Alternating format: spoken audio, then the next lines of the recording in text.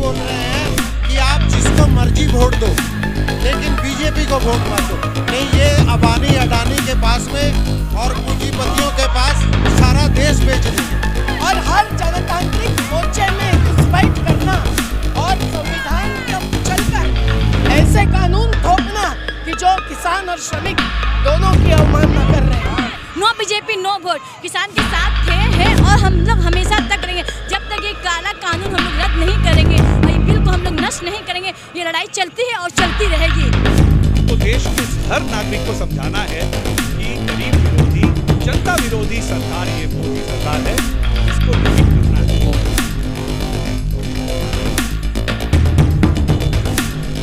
बंगाल की राजनीतिक सरजमी से भाजपा का साख उखाड़ने के लिए अब किसान मोर्चा यहां पर आ चुका है। मैं बता दूं, बंगाल में फिलहाल जिस तरह से चुनाव है और लगातार जो किसान हैं वो बंगाल के किसानों से अपील कर रहे हैं कि भारतीय जनता पार्टी को एक बार सबक सिखाना ज़रूरी है, क्योंकि कृषि कानून जो भाजपा लेकर के आई है, जो भाजपा सरकार लेकर के आई है, उसके खिलाफ किसान लगातार आंदोलन कर रहे हैं। उसका साफ असर बंगाल की सियासत पर देखने को मिल सकता है। मैं आपको दिखा दूं, मेरे पीछे जो पूरा हुजूम है ये संयुक्त किसान मोर्चा का, आप देख सकते हैं किस तरह से यहाँ पे रैली की जा रही है।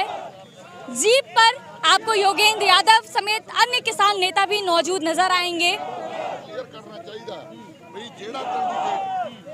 बीजेपी ਨੂੰ ਹਰਾ ਸਕਦਾ ਹੈ ਉਹਨੂੰ ਦੇਣੀ ਚਾਹੀਦੀ ਹੈ। ਕਈ ਪਾਰਟੀਆਂ ਨੇ, ਕਾਮਰੇਡ ਵੀ ਨੇ, ਸੀਪੀਆਈਐਮ ਦੀ ਗੱਲ ਕਰੀਏ, ਇੰਡੀਅਨ नेशनल कांग्रेस की बात करिए, और भी कई पार्टियां हैं।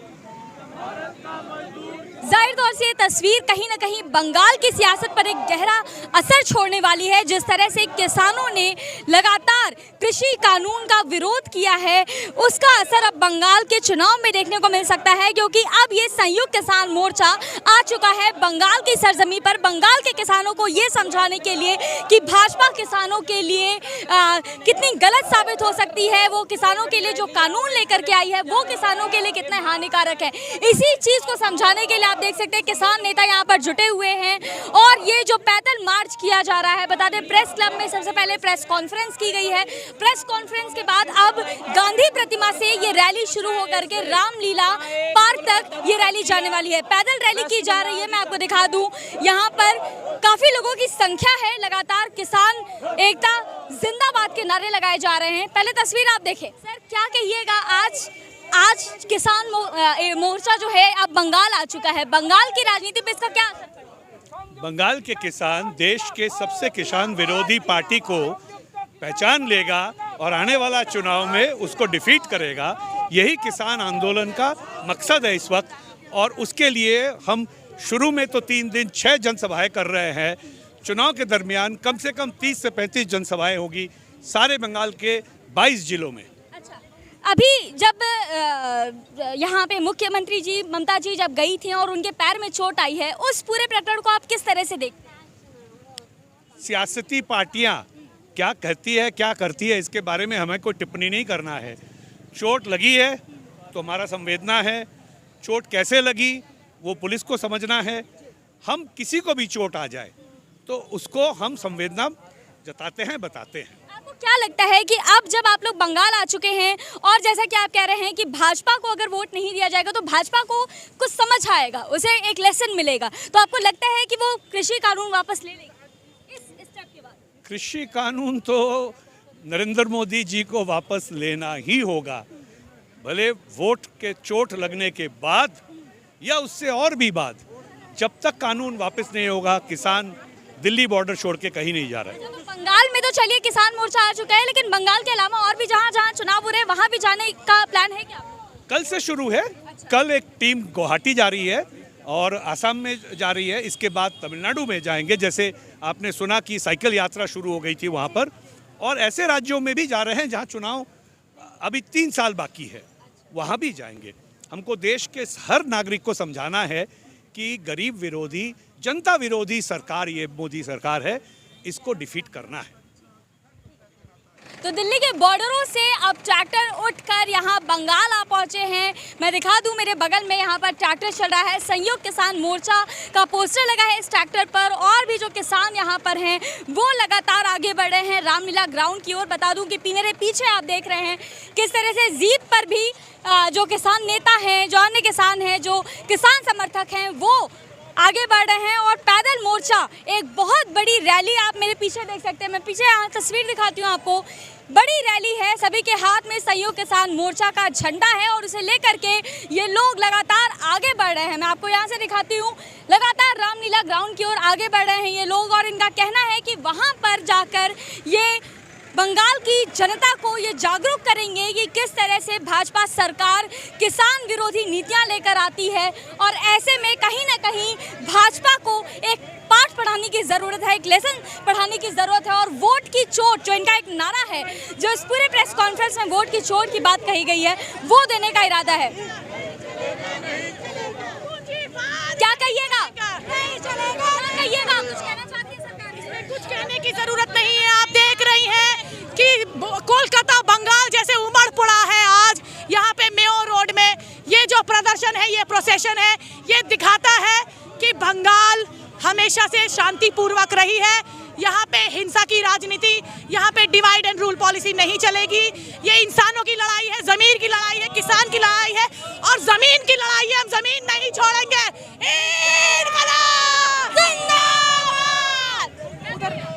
उधर पूछ लीजिए, उधर भी पूछ लीजिए। सर, बंगाल आ चुके हैं अब किसान, क्या लगता है कि अब बीजेपी को कुछ समझ में आएगा, कुछ लेसन मिलेगा उसे? बीजेपी को तो बहुत पहले समझ में आना शुरू हो गया, जब दिल्ली की म्यूनसिपैलिटी हार गए, पंजाब की म्यूनसिपैलिटी इलेक्शन हार गए। अब हरियाणा, राजस्थान, यूपी, इनमें भी वो लोग हारेंगे और यहाँ भी इनको शिकस्त मिलेगी। समझ में तो आ रहा है, लेकिन कुछ सामने नजर नहीं आ रहा है ना। किसान इतने दिन से वहाँ आंदोलन कर रहे हैं दिल्ली के बॉर्डरों पर, लेकिन अब तक किसान ना कोई वार्ता हो रही है, ना वापस ले जा रहे हैं कानून। इनका हंकार बात ना करने के लिए मजबूर कर रहा है, लेकिन इनका हंकार आज नहीं कल देश की आवाम झुका के रखेगी। और भी जहाँ जहाँ पर जो है वो चुनाव होने वाले हैं, वहाँ भी जाएंगे आप लोग? हम लोग जहाँ जहाँ पार्टियाँ खड़ी होंगी, जहाँ जहाँ इलेक्शन होंगे, वहाँ जाएंगे। हम लोग किसी पार्टी को समर्थन नहीं कर रहे। हम लोग ये बोल रहे हैं कि आप जिसको मर्जी वोट दो, लेकिन बीजेपी को वोट मत दो। नहीं, ये अबानी अडानी के पास में और पूंजीपतियों के पास सारा देश बेच देंगे। वापस लो। हाँ, मैं ये कहना चाहती हूँ कि पूरा बंगाल जग चुका है, पूरा बंगाल एक हो गया है। नो बीजेपी नो वोट, क्योंकि किसान के साथ नहीं, वो पूरी जनता के साथ वो परेशान कर रहे हैं और ये जनता पूरा जग चुकी है। अब मोदी अब कोई भी झूठा बात बकदम उनका अब काम नहीं आने वाला है। नो बीजेपी नो वोट, किसान के साथ थे हैं और हम लोग हमेशा तक करेंगे जब तक ये काला कानून हम लोग रद्द नहीं करेंगे और ये बिल को हम लोग नष्ट नहीं करेंगे। ये लड़ाई चलती है और चलती रहेगी। हमारे नाम बता दीजिए। हाँ? नाम मेरा जसविंदर सिंह, मैं आलमपुर से आया हूँ किसान यूनियन की तरफ से। तो আমরা চাইছি যে তিনটে কালে কানুন যেটা এটা সরকার যেন বাপস নেয়, নাহলে জিনিসের দাম এত বেড়ে যাবে কোনো লোক জিনিসপত্র কিনতে পারবে না। কৃষি মাধ্যমে সব আমাদের পেট সংসার চলে, প্রত্যেকটা লোকের বাড়িতে এই কৃষিকে মাল আসে, ধান চাল দন গম প্রত্যেকটা জিনিস যে যদি দাম বেড়ে যায় গরিব মানুষের জন্য প্রতি ক্ষতি হইবে। কারণ এই তিনটে কানুন এত খারাপ, যদি এই কানুনগুলো রিটার্ন না হয় তো প্রচুর দাম বেড়ে যাবে জিনিসপত্র, কোনো লোক জিনিসপত্র কিনতে পারবে না। তো আমরা চাইছি যে তিনটে জিনিস কানুন বাপস হোক। এই সমর্থনে আমরা আজ কলকাতাতে কিষাণ মধ্যে দিয়ে র্যালি বেরিয়ে করছি যে সবাই যেন বুঝুক যে কিষাণের সঙ্গে সমর্থন করুক। আমরা দিল্লি, হরিয়ানা, পাঞ্জাব, রাজস্থান প্রত্যেকটা এলাকায় আমরা গেছি, উড়িষ্যা, কিন্তু আজ কাল আমরা দিল্লিতে ছিলাম, আজকে ফ্লাইটে করে এসেছি। এসে আমরা র্যালি প্রত্যেকটা জায়গায় করছি। तो संयुक्त किसान मोर्चा का ये कहना है कि वो बंगाल की जनता को कहीं से भी किसी भी तरीके से ये इन्फ्लुएंस नहीं करेंगे कि वो किसी पर्टिकुलर पार्टी को वोट करें, लेकिन उनका कहना है कि किसी को भी वोट करिए लेकिन भारतीय जनता पार्टी को ना वोट करिए, क्योंकि भारतीय जनता पार्टी एक ऐसी पार्टी है जो किसान विरोधी नीतियां लेकर आती है, मजदूर विरोधी नीतियां लेकर आती है। ऐसे में भाजपा को एक बार वोट का चोट देना जरूरी है। नेताजी क्या कहिएगा, आज अब ये किसान मोर्चा बंगाल आ चुका है। संयुक्त किसान मोर्चा के सभी 500 संगठनों का जो मोर्चा है उसके साथी आए हैं और हम लोग ये आगाह करना चाहते हैं, चेतावनी देना चाहते हैं बंगाल की जनता को, जो हमने मध्य प्रदेश में भुगता है, जो पूरे देश ने भुगता है, वो है जल जंगल जमीन को बेचना और जनप्रतिनिधियों को खरीदना और हर जनतांत्रिक मोर्चे में घुसपैठ करना और संविधान को कुचलकर ऐसे कानून थोपना कि जो किसान और श्रमिक दोनों की अवमानना कर रहे हैं और आंदोलन को नजरअंदाज कर रहे हैं, ये हम मंजूर नहीं करेंगे। बंगाल की क्रांतिकारी जनता भी पंजाब में जैसी क्रांतिकारी और शहादत मंजूर करने वाली जनता है, वो भी नहीं मंजूर करेगी। ये हमारा। मैं डम्पी पहलवान, भारतीय किसान यूनियन महासचिव हरियाणा प्रदेश, और हम रैली के माध्यम से ये संदेश देना चाहेंगे, आज हरियाणा में मुख्यमंत्री आते हैं तो उनका कोई प्रोग्राम नहीं करने दिया जाता, उप मुख्यमंत्री आते हैं उनका कोई प्रोग्राम नहीं किया जाता, कोई उनको सुनने के लिए नहीं जाता। ऐसे ही पंजाब में हर जगह बीजेपी सरकार का कड़ा विरोध है और जो इन लोगों ने ये कानून ज़बरदस्ती जो हमारे ऊपर थोपने का काम किया है, ये तानाशाही आगे नहीं चलेगी। और लोगों को हम इस रैली के माध्यम से ये बताना चाहते हैं कि इनके बहकावे में न आए, अन्यथा आगे आने वाले टाइम में फिर हमारे को इसका दुख भोगना पड़ेगा। इनके बहकावे में ना आए और बीजेपी को छोड़ के किसी को भी वोट दें। बंगाल के किसान आपकी बात मानेंगे? बंगाल के किसान हमारी बात मानेंगे। पहले भी देश में क्रांति आई तो बंगाल ने क्रांति लाने का काम किया है। नेताजी सुभाष चंद्र बोस ने यहाँ पे लीड की और नेताजी ने कहा था तुम मुझे खून दो मैं तुम्हें आज़ादी दूंगा। तो आज ये किसान नेता ये कहने आए हैं बंगाल के लोगों को, आप लोग हमारा साथ दो, हम आपकी ज़मीनों को छुटवा के और ये तीनों काले कानून निरस्त करा के दम लेंगे।